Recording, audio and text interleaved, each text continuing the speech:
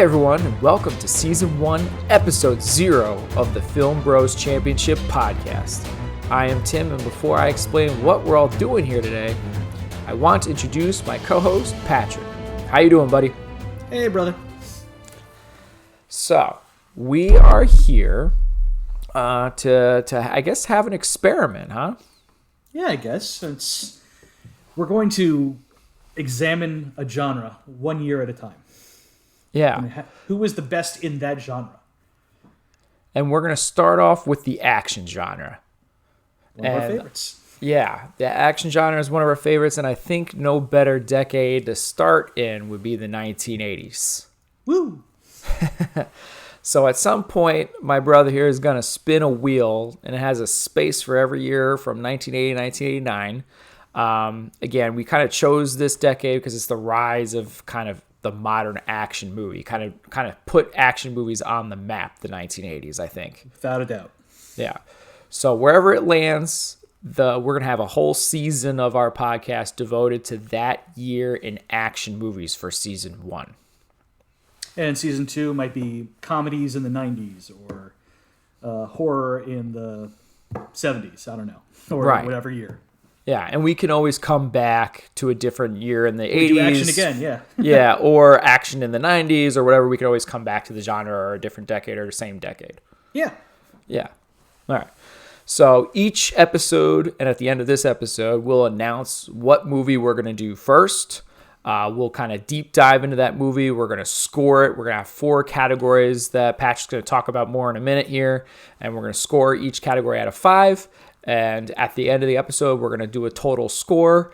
And then at the season finale, we'll kind of debate the top scoring films and conclude which one is the champion of that year. That's right.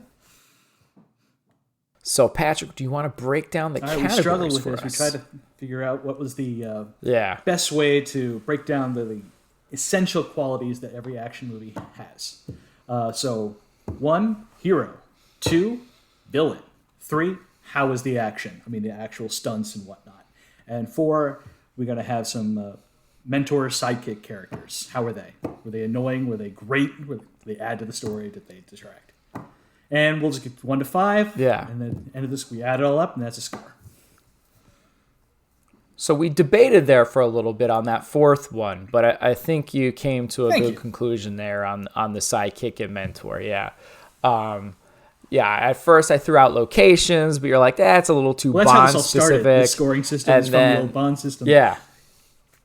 That's right. You did do that. We've watched the Bond movies. That's probably our favorite franchise, right?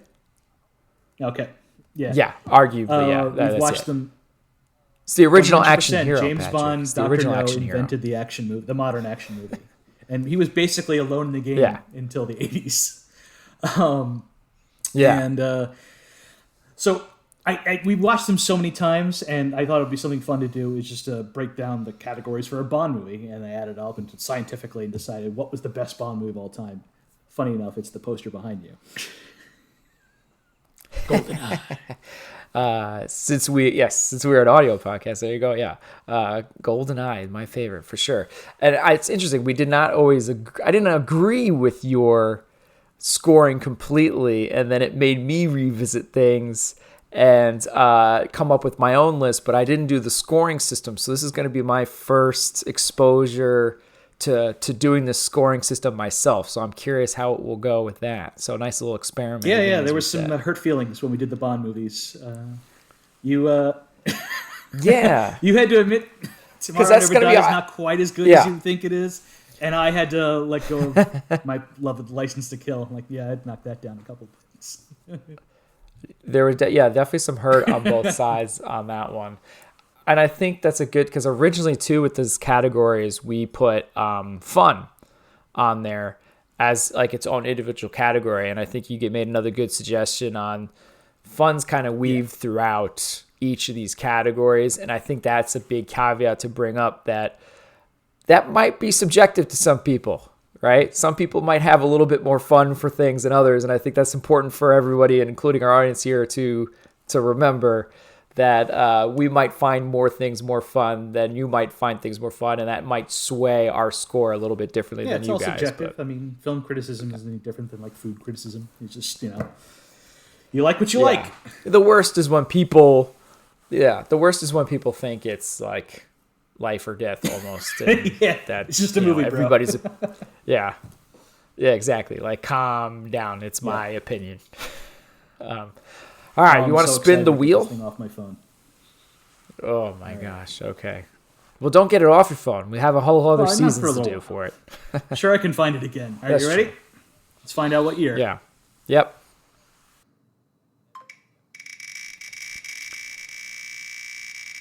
It's fun. Fun noise.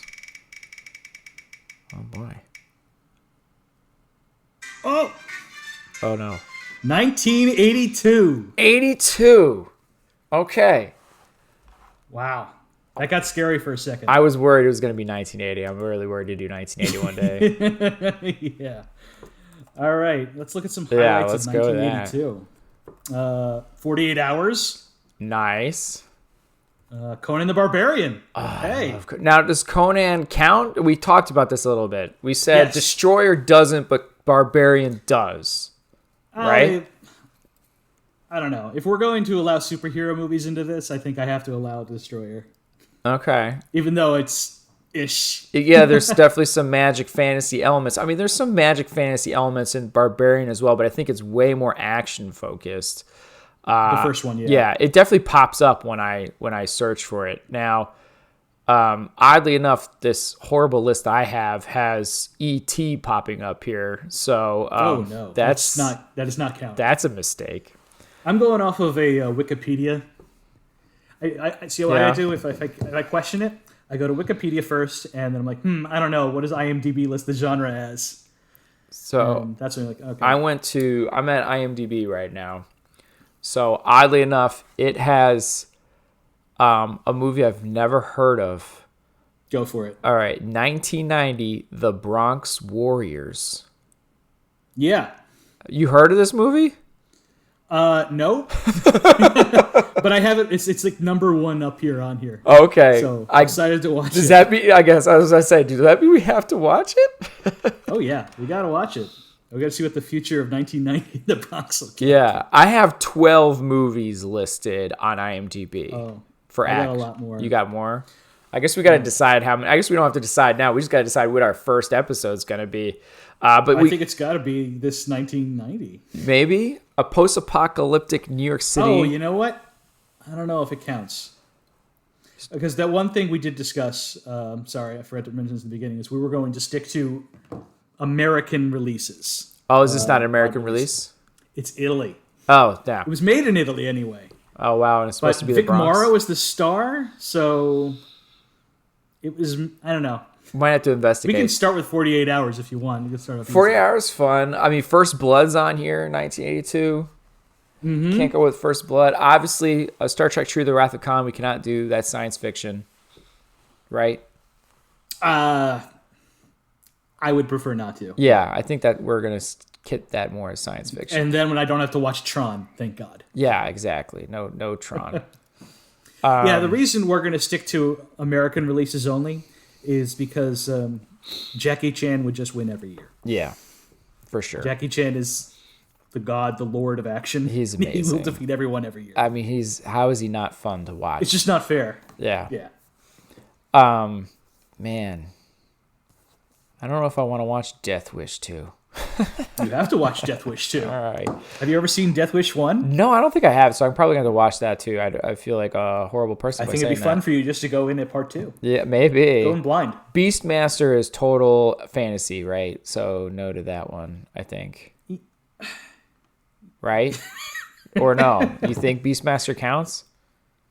I don't know. Well, we can figure that part out later. All right. I guess we really just need to figure out. Man, I want to see 1 down, 2 to go.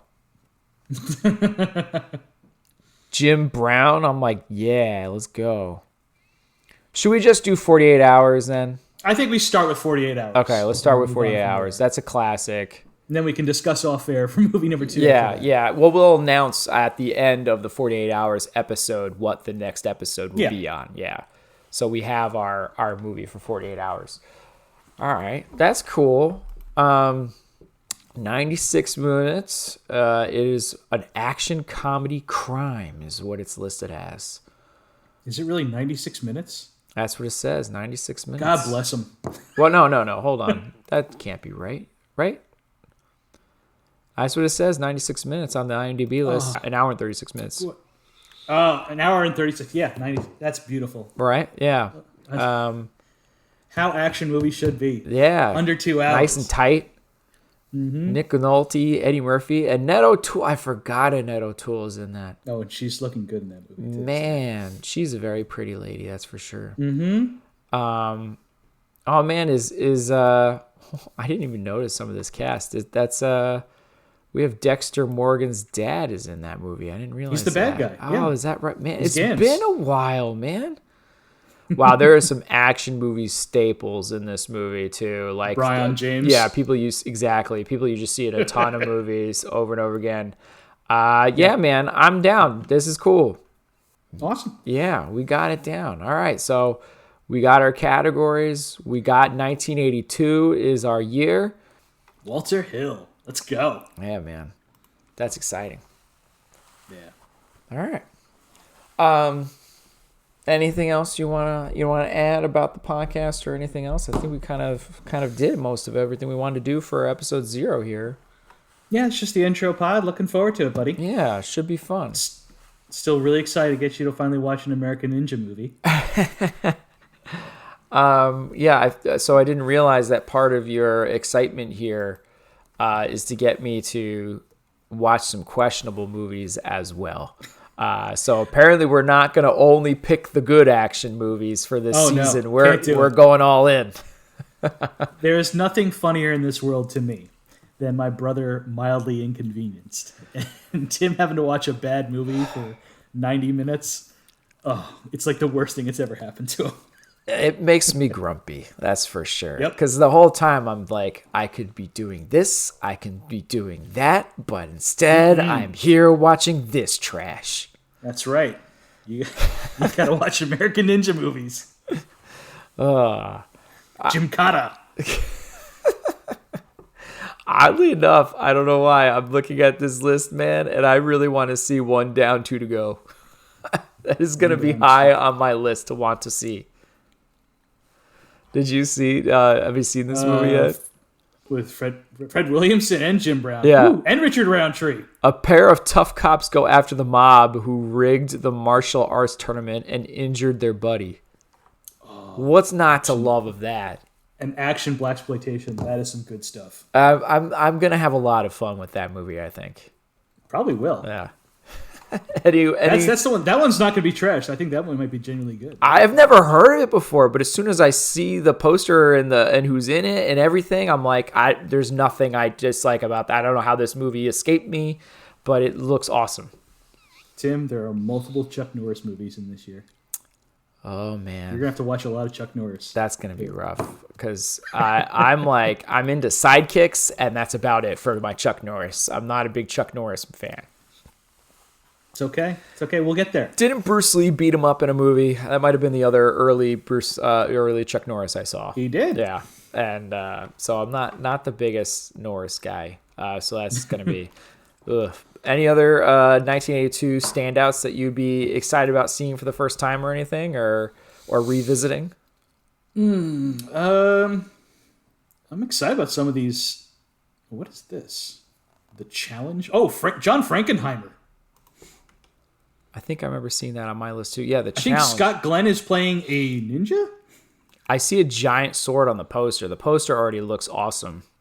And that haircut, please don't too. Tell me action scenes choreographed by Seagal. Oh, man. A down-and-out American boxer becomes involved in a feud between two Japanese brothers. Man. Yeah, Frankenheimer. Okay. This looks kind of fun, too. Good call on that one. All right, man. All right, so we're going to have a really fun season. I'm really excited. Patrick's really excited. We're here. Legit can't wait. Yeah. So, that is it for us. Please show your support for the podcast by leaving a review on Spotify, Apple Podcasts, Google Play Music, or wherever you happen to listen to the show. Also, sharing is caring. Be sure to follow us on social media to get the latest show updates. You can contact us by emailing us at filmbrochamp@gmail.com or find us by searching for the hashtag FilmBroChamp. Thank you for listening to this episode of the Film Bros Championship Podcast. Peace out, everyone. Thanks, brother. Have a good one. See you later, everybody.